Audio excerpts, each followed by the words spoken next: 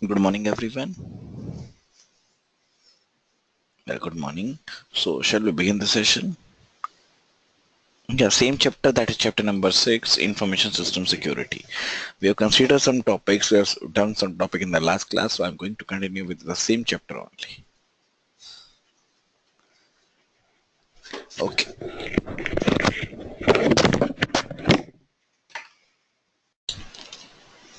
So in the last class, we have discussed about the learning objective. What are the various learning objectives? Chapter number 6. That is, what are the various system information system security traits? That is the CIA. Then identify and understand the high-level concepts. High-level concept that is surrounding the information security tools. Then secure yourself digitally. That is, what are the various terms by which we can secure digitally? So as computer and other digital devices have become essential to business and commerce, they have also become a target for the attacks. And in order for a company or an individual to use a computing device with confidence, they must first be assured that the device is not compromised in any way and that all the communication will be secure. That is, each and every communication will be secure in a computerized way. So in this chapter, we will review the fundamental concepts of information system and the security and discuss some of the measures that can be taken to mitigate the security threats. Now we will begin with an overview of focusing how the organization will work and how it will work for the different concepts.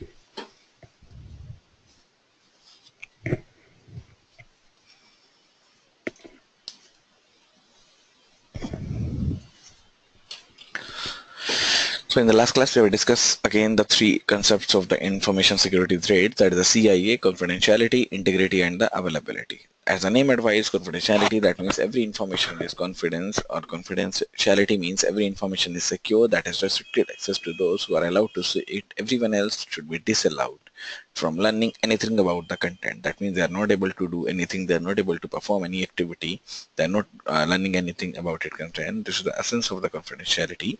For example, when there is a university that has access to the private system of private student information.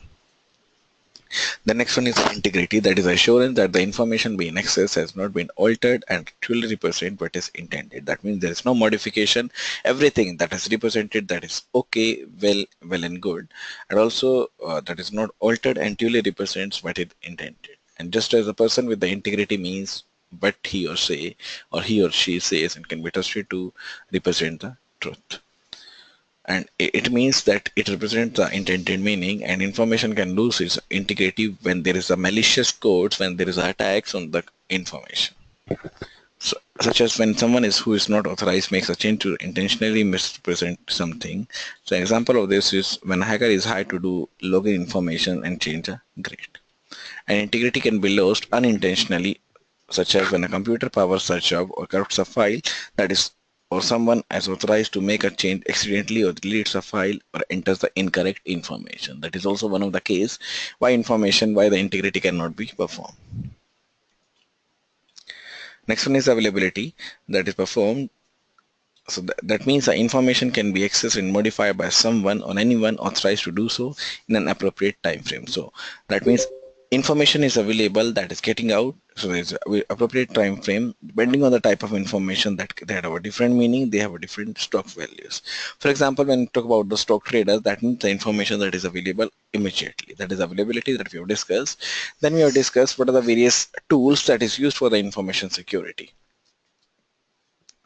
First tool that we have discussed is the authentication. That means we are judging out whether the information, whether the security, whether the confirmation that is available that is secure or not. So the most common way to identify someone is through their physical appearance, but how we identify someone sitting behind a computer screen or the ATM. There are multiple tools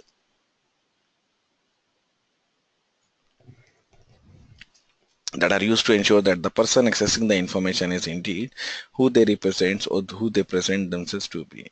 So authentication can be accomplished by identifying someone through one of the three factors. There are three factors that is using out someone they know or something they know, something they have or something they are. For example, the most common form of authentication today is the user ID and the password. In this case, the authentication is done by confirming something that the user knows, but this form of authentication is easy to compromise. That is easy to compromise for the data, for the authentication part, and stronger forms of authentication are sometimes indeed. And this factor also identifies the user through the use of a physical characteristics such as the eye scan or the fingerprints. That is known as the biometric systems.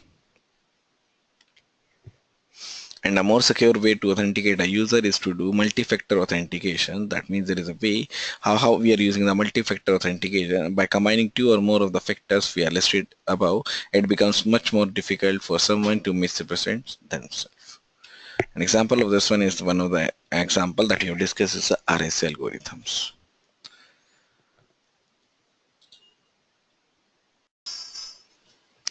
The next one is access control. So once a user has been authenticated, the next step is to ensure that they can only access the information resources that are appropriate. This is done with the use of the access control mechanisms that determines which users are authorized to read, modify, add or delete the information. That is access control. That means the mechanisms control will be given and determines which factor will be essential, which factor will be determined to ensure that what are the various key terms, what are the various ACL and the role-based control-based mechanism, that is RBAC.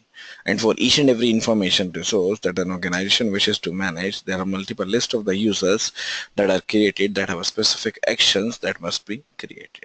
This is an access control list or the ACL. And for each user, specific capability are assigned such as a read, write, delete or add. So these are the various capabilities that is assigned over here, that is read, write, delete or add. And only those users with those capabilities are allowed to perform the function. That means who have ability, who have authority to read, to write, to add or delete. So they are only the users that are allowed to perform these functions. And if the user is not on the list, they have no ability to even know that the information source exists. Now, ACLs are simple to understand and maintain. However, they have several drawbacks. The primary drawback is that each information resource is managed separately. So if a security admin wanted to add or remove a user to a large set of the information resources, it will be very difficult for that. And as the number of the users and the resources increases, ACLs become harder to maintain. And this will increase with the role-based access control, that is the RPAC.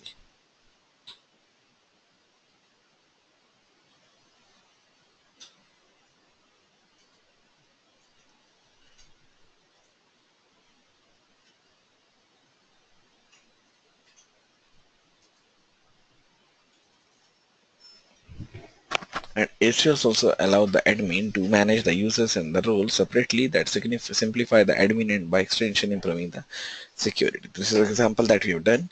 We have taken the example of this ACL technique, that is just made JRE, and there's a role-based access control, that is a read, write, add or reader, editor, admin. Now, what are the various roles assigned? Then next is encryption. Now, Mitty Benjamin, can you tell me what is encryption in a short way? Why we are using the encryption? What is encryption? What is the benefits of encryption?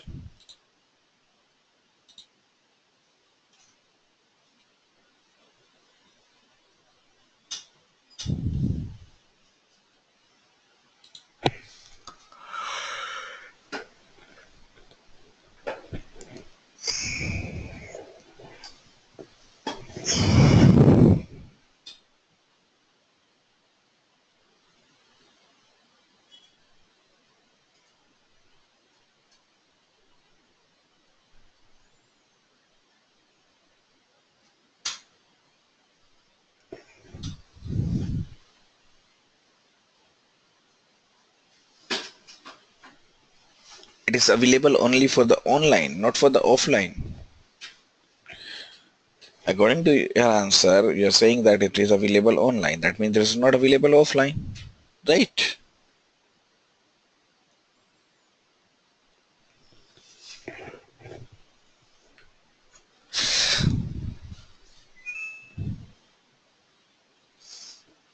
Okay. So it means that converting the text from the main text to the normal text to the plain text to the cipher text, that is known as the. Yes, very good. So anything that we want to convert from the normal text, plain text to the cipher text that is not understandable by anyone, that is known as the encryption, right? And that is very essential when we want to transmit the data from the sender to the receiver, so that the receiver only receives a ciphertext and that converts into the plain text. So in order for this to work, the sender and the receiver needs to agree on the method of encoding so that both the parties can communicate in a proper manner, and both the parties also share the encryption key that enables them to encode and decode each other messages. And this is known as the symmetric key encryption. This kind of encryption is problematic because the key is available in two different places. That is known as a symmetric key. There are two keys that is available in this one. So because key is available in two different places. An alternative to the symmetric key encryption is a public key encryption. So we are using the public key encryption, and in the public key encryption, two keys are used. One is a public key, one is a private key.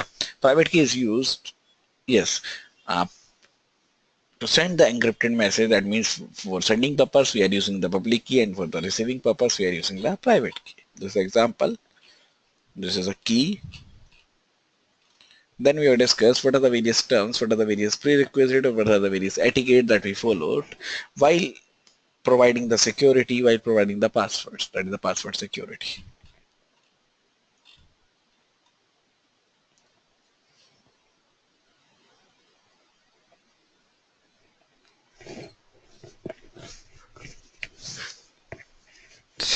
The next one is a backup. So another important essential or transition tool for information security is a backup. We have taken the backup. There are backup plans for the entire organization. There are backup for the secure or the corporate server, but the individual computer also uses the organization that should be backed up. So there's a good backup plan that also consists of the multiple components. For example, when you take the backup, so first one is regular backup of all the data, then full understanding of the organizational information resources, then offsite storage of the backup data sets, then test of the data restoration. So these are the various terms that is used with the backup. So we are taking the offsite storage, we are taking the regular backup, we are taking the test of the data restoration. And also the backup is provided by the UPS. Now next is the firewall. Another method that is used in the organization or that the organization uses to increase the security on the network is the firewall. So this is the next method that an organization should use to increase the security, that is known as the firewall.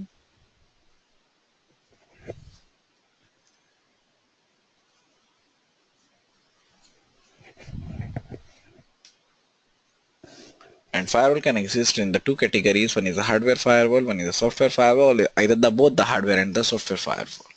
Hardware is a device that is connected to the network, not to the computer, that is a network, and filters the packet based on the set of the rules. So it's a device that is connected to the network and also filters a packet that is based on a set of the rules. And software runs on the operating system. That means we are not going to install any hardware device on the network, but everything is available automatically on the operating system. A software firewall runs on the operating system and intercept the packets as they arrive to the computer. So hardware firewall we have to install on the network. Software firewall automatically available on the operating system and intercept the packet, that means filters the packet as they arrive to a computer. And the firewall protects all the company servers and computer by stopping the packets from the outside the organization network that do not meet a strict set of the criteria. A firewall may also be configured to restrict the flow of the packet. It is not that this is only used for filtering the packet. This also controls the flow of the packet before leaving the organizations.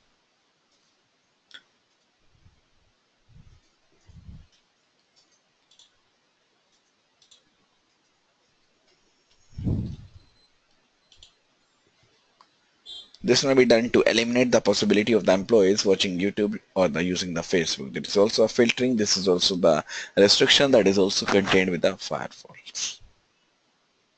And some organization also may also choose to implement the multiple firewalls as a part of their network security configuration. That means they are using the network security, they are getting the network security to restrict the packet of the offload of the packet that leaves the organization. This may be done to eliminate the possibility of the employees watching the,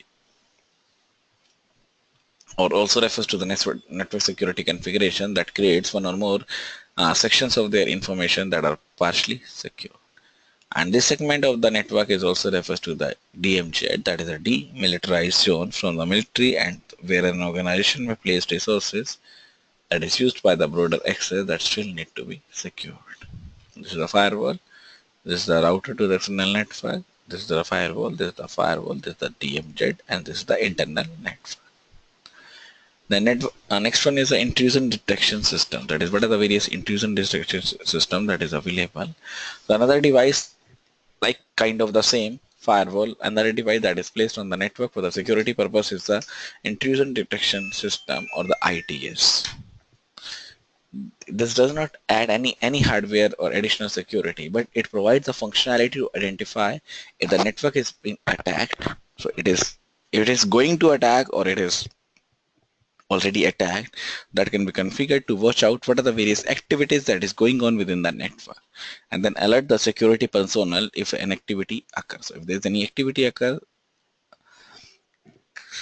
so that alerts the security persons.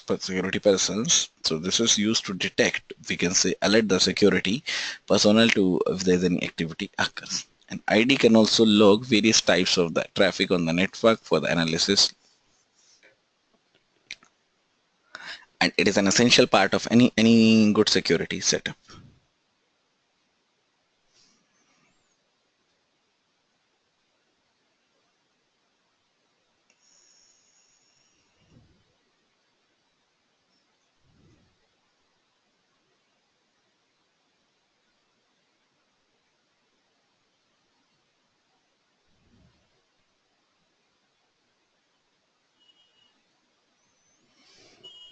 So ID is very essential for a good security setup. The next one is, what is a VPN? That is a virtual private network. So using the firewall and other security technology, organization can effectively protect many of their information resources to the outside world. But what if an employee working from home requires access to some of the resources? So that is to use to do work from the home, that is a home from work or work from home from a remote access. In these cases, a virtual private network, that is a VPN, is called for. A VPN is used for. And this also allows a user who is outside of a corporate network to take a detour around the firewall and access the internal network from the outside. And through a combination of the software and the security measures, this lets the organization allows limited access to its network while at the same time ensuring the overall security. At the same time, it is used with the security concern, security measures software that also lets an organization that also allows a limited access to its network, what is that limited access to the network, while at the same time also ensure the overall security. That is a virtual private network, VPN.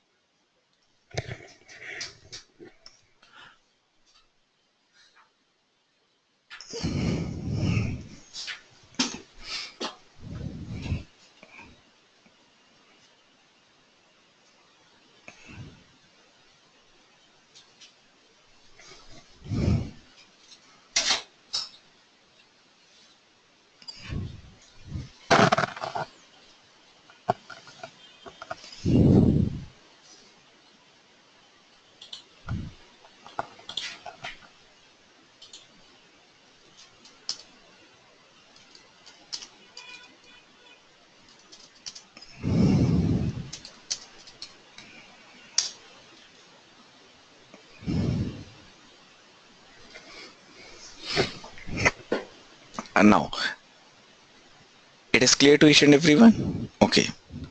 Now, next is the physical security that is also used. So, what is the physical security? When an organization can implement the best authentication scheme in the world. So, whenever an organization can implement the best authentication scheme in the world that develop the best access control. Ramati Benjamin, any doubts? Anything?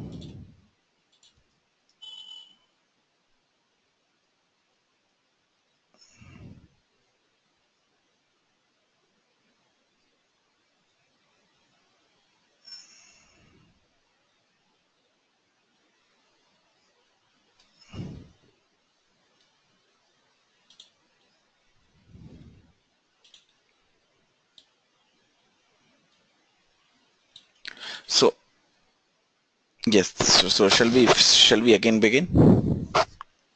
So whenever an organization can implement the best, okay, so whenever an organization can implement the best authentication scheme in the world, they develop the best control or access control and install the firewall. So these are two lines are very important that I'm marking out. So if they prevent, they use the best access control, install the firewall and the intrusion prevention, but the security could not complete or cannot complete without the implementation of physical security. Because everything that I set up, everything that I use, that may be a best access control, that may be a firewall, that may be intrusion prevention. But the security cannot be complete without the implementation of the physical security. So what is the physical security? That is a protection of the actual hardware and networking component that stores and transmit information resources. That means what are the various actual hardware and the networking component that can store or that is used to store and transmit the information resources. Now, next question arises. Yes. Next question arises, how to implement the physical security? That must identify the vulnerable resources, that must ensure that how to use the information security that cannot be physically tampered with or stolen. Now, one of the best example for the physical security is the locked door. That the doors will be locked. That is so obvious for this one. That is so obvious that the door will be locked for the contained data for the useful thing. So it may seem obvious, but all the security in the world is useless if an intruder can simply walk in and physically remove a computing device. That means everything is available with the main computing device. Everything is available physically in that device. So we have to lock the doors. So high value information assets should be locked in a location with limited access. I'm not saying that everything is available or everyone have a limited access. No, only those users are allowed that have we can say that have authentication or the full authentication. That means they have a proper user ID for punching them, for locating the, for unlocking the doors. The next one is a physical intrusion detection. So a high value information assets should also be monitored through the use of the security camera, that is known as the CCTV cameras, and other means to detect the unauthorized access to the physical location. So whenever there is exist of the physical locations,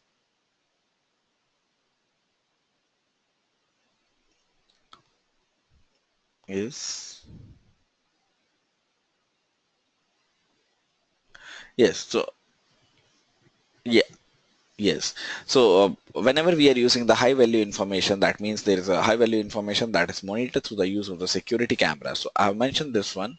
I mentioned this security cameras or this is available and other means to detect the unauthorized access to the physical location when they exist. So whenever they exist or whatever they are saying out, so they are installing the CCTV cameras and other means to detect the unauthorized access.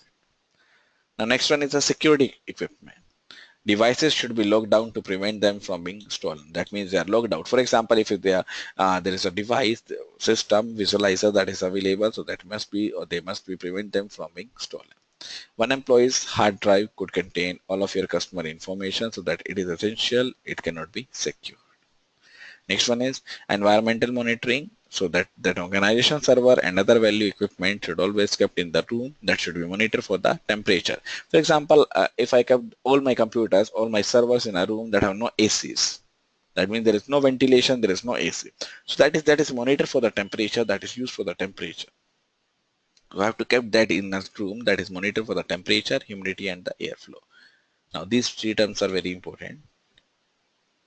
One is the temperature, one is the humidity, and one is the airflow.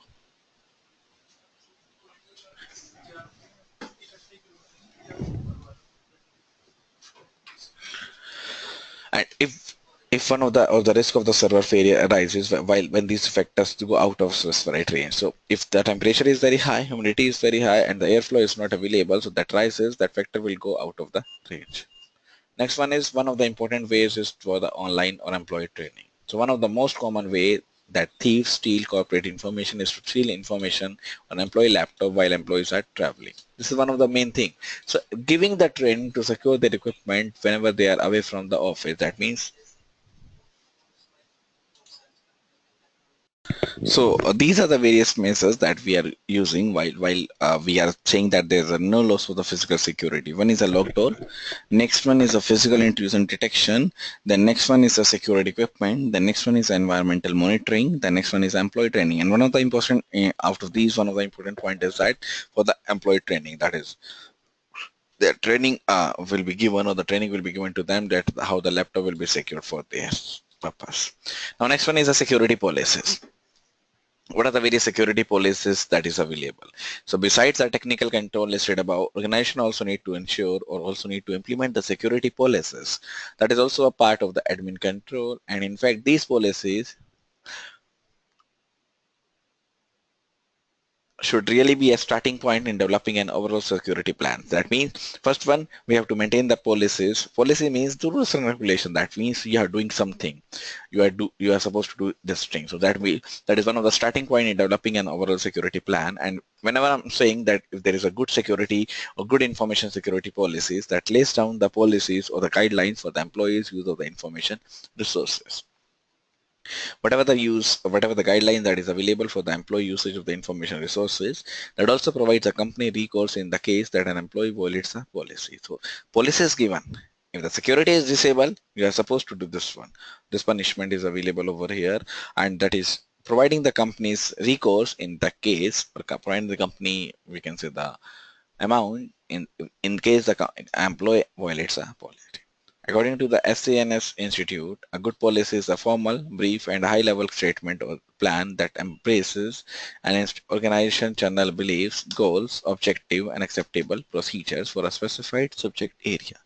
So whenever there is a subject area, whenever there is a good policy, that is a formal brief, that a statement or that a high-level statement of the plan also uses with the brief beliefs, with the goals, with the objectives, and acceptable procedure for a specified subject area.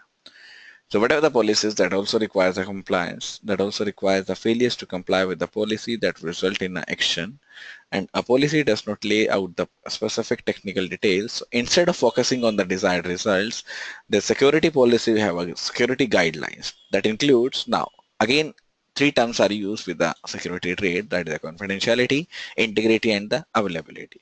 And a good example of the security policy that may familiar with use with the web security. पहले भूल गए थे जब Apple काट रहे थे बोलने नहीं आया भूल गए थे. So one of the security policy that may be familiar with the web use policy, that means how to use a web, what are the various web policies that is available. And the web use policy also lays out the responsibility of the company employee. That means they are using for the company's use and the responsibility, that is also a policy that can be found over here.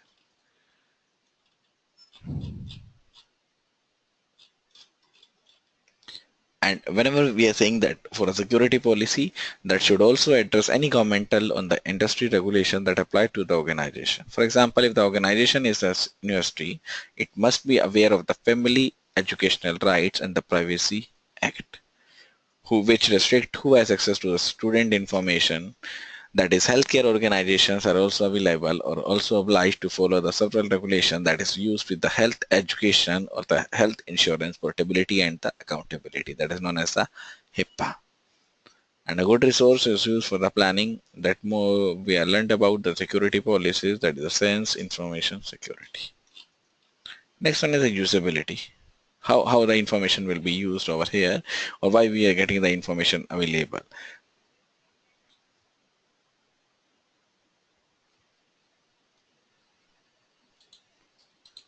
So this part is a mobile security that I'm skipping out because mobile security is the same. That is how to secure the mobile.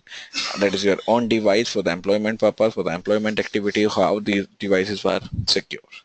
That is, bring your own device policy also allows to integrate themselves more fully to do their job. That also brings the higher employee satisfaction and the productivity. Yeah, that can also have a unique security challenges that we use for an organization.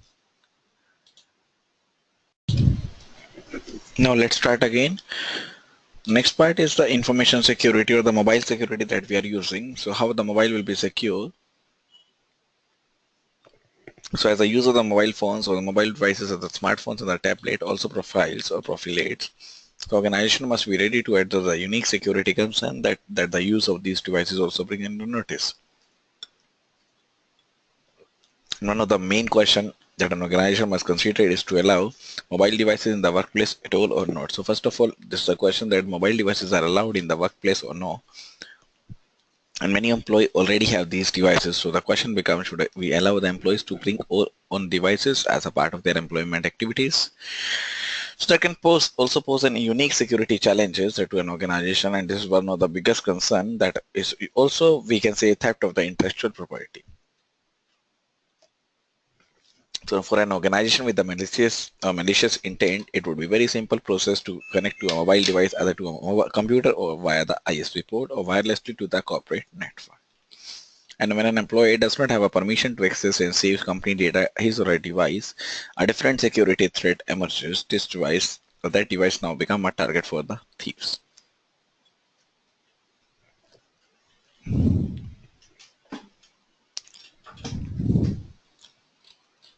Now next one is the usability. How the information will be used, that is a usability. So when looking to secure the information resources, organization must balance the need for security with the user. That is, they are need to going to secure the data or balance for the security for the end users with the users that need to effectively access and use these resources. When it means everything is available online, so everyone has to make these resources available. And if the system security measures made it difficult to use, then the users will find the ways around the security that makes the way out about the system, how the system will be used, how it will affect the security concern, what are the very security measures that will be used. So if an example, so for example, there is a password policy. So if an organization requires a long password with several special characters, then an employee may resort to writing it down and putting it in a drawer, since it will be impossible to memorize, because it is very difficult to memorize the things. So next part is a personal information system that is used. So we will end this chapter with a discussion of the measures. What are the various measures that is used for the personal security information or the personal information security? First one is keep your software up to date. First point is very important, that keep your software, whatever the software that you're using, up to date. Then install the antivirus software and keep it also up to date. So first one is every software, that may be MS software, that may be Adobe Reader, whatever the software that is using up or that you are using the computer, that makes a software, or keep your software up to date. Then install the antivirus software and keep it also up to date. Be smart about your connection. So be smart what your connection says. So be smart about your connection. You must be aware of your surroundings. When connecting the Wi-Fi in a public place, must ensure of the risk, or you must be aware that the risk is going on very much, we can say. Then back up your data. So these are the 4 things. So keep your software up to date, install the antivirus, be smart about your wireless connection, especially back up your data. And a few more concepts are available, that secure your account with a 2-factor authentication, makes your password long, strong and unique, be suspicious of string links and the attachment. So be cautious while unending the string link or strange links and the attachments. To secure your accounts with a 2-factor authentication, make your password long, strong and unique, then be cautious of the string links or the strange links and the attachments.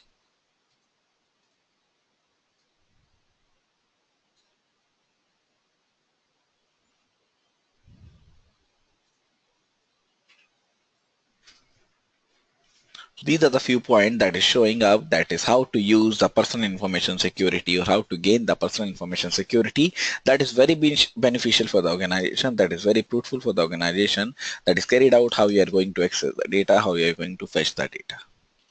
Now next one is a summary. Summary means what we have studied in this chapter, that is there is a more need of the information security, because if the information is not secure, there is no usage of the information. So that must be more secure and also become the integral part of the business. It also becomes a target of the criminals. Now, what are the various questions? These are the questions that briefly define each of the 3 members of the information security thread, that is your CIA. Then authentication, authenticate the user. Multi-factor authentication, what is the role-based access control? What is the purpose of the encryption? Why you're using the encryption? What is the advantage of encryption? And what are the various 2 good examples of the complex passwords? Then next one is a pre-texting. So pre-texting means what are the pre-texting that is defined? Then what are the various components of the good backup plan? So what are the components that is available for the good backup plan? What is the firewall? Then what does the term physical security means? And what is the physical security means? How it is enabled or how it is used. Firewall may be of the hardware types as well as the software types. This is the study question. This is the exercise question that is available. So describe one method of the multi-factor authentication that you have experienced and discuss the pros and the cons of using the multi-factor authentication. Now, what are the various common latest advantages or advances in the encryption technologies? And what is the password policy at your place of the employment or the study? When was the last time you backed up your data? What method do you use for the taking the backup? What are the various information security policies that is available with the place of the information or the place of the employment or the study? If it is a good policy or the bad policy, that is it meets the standard or the not, and how are you doing on keeping your system or information secure? So these are the few questions. That is this is your scenario based question also. Now, next is chapter is part 2. Next chapter is based on the part 2, that is information security for the strategic advantage. That is, does it matter? That is chapter number 7. Or sorry, does IT matter? Not it, this is the IT matter. So this chapter I'm going to start within the next class, that is in the tomorrow's class. So any doubts in the today's class? Anyone? So we have to